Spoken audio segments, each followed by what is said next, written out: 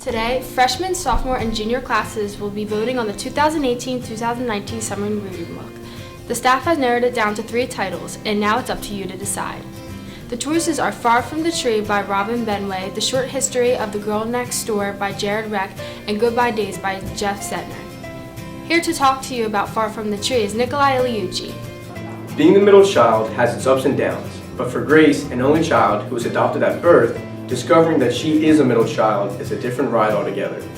After putting her own baby up for adoption, she goes looking for her biological family, including Maya, her loudmouthed younger biological sister, who has a lot to say about their newfound family ties. Maya can't help but wonder where exactly it is she belongs, and Joaquin, their stoic older biological brother, who has no interest in bonding over the shared biological mother. After 17 years in the foster care system, he's learned that there are no heroes and secrets and fears are best kept close to the vest, where they can't hurt anyone but him. Don't miss this moving novel that addresses such important topics as adoption, teen pregnancy, and foster care. It explores the topic of what family really is. Reading a summary of the short story of The Girl Next Door is Haley Iannacco.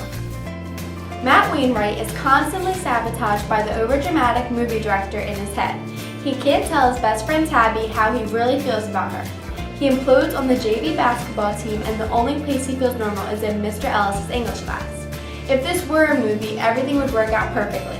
Tabby would discover that Matt's madly in love with her, become overcome with emotion, and fall into his arms, maybe even in the rain. But that's not how it works. Matt watches Tabby get swept away by senior basketball star and all-around great guy, Leon Branson. Losing Tabby to Branson is bad enough, but screwing up and losing her as a friend is even worse. After a tragic accident, Matt finds himself left on the sidelines on the verge of spiraling out of control and losing everything that matters to him. From debut author Jared Reck comes a fiercely funny, heart-wrenching novel about love, longing, and what happens when life as you know it changes in an instant. And lastly, to tell you about Goodbye Days is Frankie D'Amico. Where are you guys? Text me back. That's the last message Carver Briggs will ever send his 3 best friends, Mars, Eli, and Blake. He never thought that it would lead to their death.